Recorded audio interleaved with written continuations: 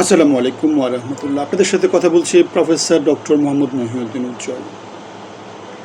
বাংলাদেশে বর্তমানে জ্বালানি সংকট ভয়াবহ আকার ধারণ করেছে।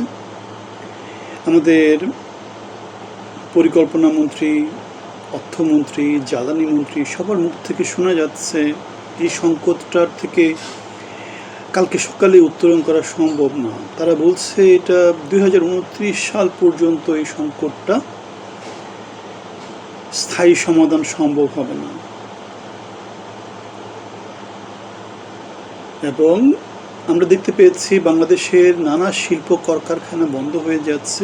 CPD, centre for policy dialogue, তারা বলেছে সরকার যেখানে কোটি লোকের কর্মসংস্থানের কথা বলছে, সেখানে সরকারের গত 6 মাসে প্রায় 60,000 62,000-এর মতো গার্মেন্টস কর্মী চাকরি হারিয়েছে।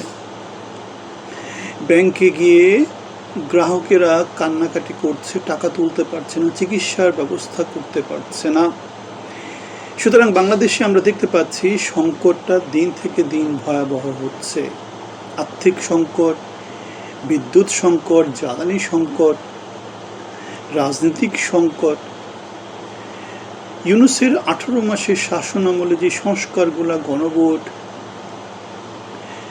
তারপরে সংবিধান সংস্কার, সরকার এবং রাজনৈতিক দলের মধ্যে যে বিভাজন, সেগুলো নিয়ে কোনো আলোচনা আমরা দেখতে পাচ্ছি না। বরং আমরা দেখতে পাচ্ছি গ্রামীণ রাস্তা সংস্কারের জন্যে কম্পিউটার কেনা হচ্ছে, যেখানে কম্পিউটারের দাম 40-50 হাজার টাকা, সর্বোচ্চ 1 লাখ টাকা। সেখানে কম্পিউটারের বাজেট করা হয়েছে 2 লাখ টাকা করে। যেখানে গ্রামীণ রাস্তা সংস্কার করার জন্য খরচ হতে পারে সর্বোচ্চ 3-4 লাখ টাকা, 5 লাখ টাকা, সেখানে ব্যয় ধরা হয়েছে 1 কোটি টাকা করে। এবং এগুলো সব কিছুই হচ্ছে স্থানীয় সরকার মন্ত্রণালয়ের আন্ডারে। মীর শাহে আলম, জমিদার পুত্র শাহে আলম, শাহ আলমের শাহ আলম যেখানকার মন্ত্রী, যিনি বাংলাদেশের সবচেয়ে প্রভাবশালী মন্ত্রী হিসেবে যাকে পরিচয় করিয়ে দিয়েছিলেন সালাউদ্দিন আহমেদ সংসদে। যুগান্তরের মধ্য দিয়ে একটা খবর চাউর হয়েছে যে বাংলাদেশের জ্বালানি সংকটের মূল কারণটা হচ্ছে কমিশন বাণিজ্য। খুব সোজা হিসাব, বাংলাদেশ যেহেতু টাকা দিয়ে জ্বালানি কিনে, এখন সিঙ্গাপুরে অথবা হংকংয়ে যে জ্বালানি মার্কেটটা আছে, সেখানে টাকা দিবে, টাকা দিয়ে জ্বালানি তেল কিনে নিয়ে আসবে, এটাই সহজ হিসাব। কিন্তু আমরা দেখেছি যুগান্তরের মধ্য দিয়ে যে খবরটা এসেছে কমিশন বাণিজ্যের জন্য, রিঙ্কু নামে কোনো একজন আছে, সালাউদ্দিনের পুত্র অথবা আমাদের অর্থমন্ত্রী পুত্র, এদের নাম শোনা যাচ্ছে, যে কমিশন বাণিজ্যের পিছনে শত শত হাজার হাজার কোটি টাকার যে বাণিজ্য, সেগুলা এদের মধ্য দিয়ে হচ্ছে। এবং কোনো কিছু না সরায়ে এরা 10%, 15%, 20% করে যে কমিশন অংশ তারা পাচ্ছে, সেগুলো দিয়ে তারা হাজার হাজার কোটি টাকার মালিক হয়ে যাচ্ছে। এবং নানা রকমের সংকট তৈরি হচ্ছে। যে সিস্টেমের মধ্য দিয়ে যে জিনিসটা হতো, প্রতি মাসে বাংলাদেশকে এলএনজি কিনতে হয়, গ্যাস কিনতে হয়, জ্বালানি কিনতে হয়, এখন সেখানে কে কার উপর আধিপত্য বিস্তার করবে, কার চালানটা আগে আসবে, কার চালানটা পরে আসবে, কার ক্যাশটা আগে পকেটে ঢুকবে, সেগুলোর সংঘাতের জন্য, কমিশন বাণিজ্যের জন্য, সিন্ডিকেট বাণিজ্যের জন্য বাংলাদেশে গ্যাস সংকট, বিদ্যুৎ সংকট তৈরি হয়েছে বলে যুগান্তরের মধ্য দিয়ে জানা গিয়েছে।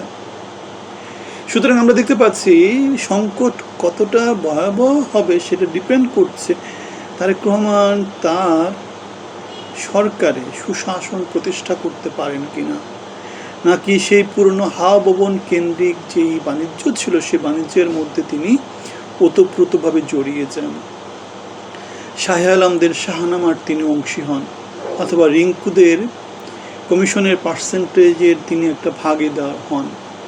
সুতরাং আমরা দেখতে পাচ্ছি সিন্ডিকেট বাণিজ্য, কমিশন বাণিজ্য, এগুলোই হচ্ছে গিয়ে বাংলাদেশের দুর্নীতি, হচ্ছে বাংলাদেশের সংকটগুলোর মূল কারণ।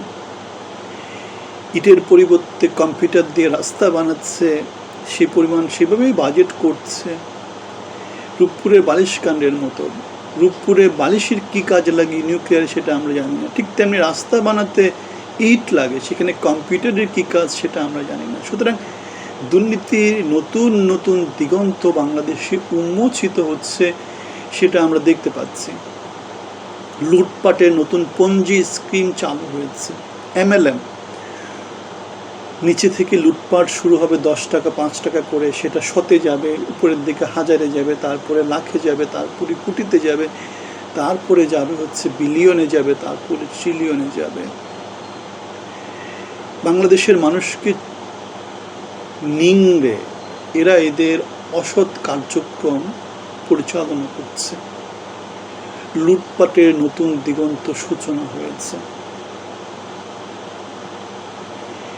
24 পরবর্তী 1000 ছেলে পেলে নিহত হওয়ার মধ্য দিয়ে, 30,000 ছেলে পেলে আহত হওয়ার মধ্য দিয়ে 17 বছরের প্যাসিজমের বিরুদ্ধে সংগ্রামের পরবর্তী এই সময়টাতে বাংলাদেশে আমরা এই জিনিসগুলো দেখতে চাই না।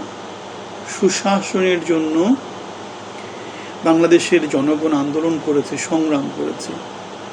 স্বাধীনতা পরবর্তী সময় থেকে এই সুশাসনের শব্দগুলো বই পুস্তকে দেখা যায়, সভা সেমিনারে দেখা যায়।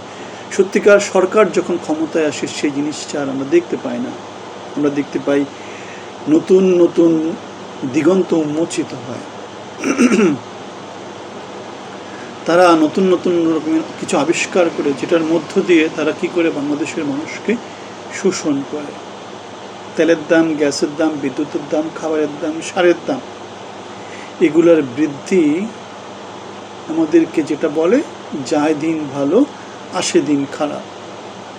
এখন 2029 সাল পর্যন্ত যদি এইভাবে চলে, লোকজন যদি বেকার হতে থাকে, অর্থনীতি যদি স্থবির হতে থাকে, তাহলে বাংলাদেশের অসন্তোষ বাড়বে এবং সরকার বাংলাদেশের জনগণকে সেভাবেই প্রস্তুতি নিতে তারা সাহায্য করছে। পত্রপত্রিকায় প্রতিদিন যেখানে তারা আশার বাণী শোনানোর কথা যে কালকে ঠিক হয়ে যাবে, পরশু ঠিক হয়ে যাবে, আমরা সবসময় কাজ করছি, তারা বাংলাদেশের জনগণকে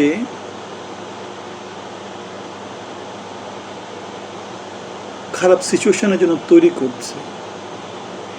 দেশ যেখানে গত 17 বছরে গ্যাসের সংকট ছিল না, বিদ্যুতের সংকট ছিল না, ইউনুসের 1.5 বছরের শাসন আমলে যেখানে বাংলাদেশে গ্যাসের সংকট, বিদ্যুতের সংকট, কোনো রকমের সংকট ছিল না, তারেক রহমান সরকার এসে নতুন করে যে সংকটটা তারা তৈরি করছে, এই সংকটের পিছনে আসল উদ্দেশ্যটা কি?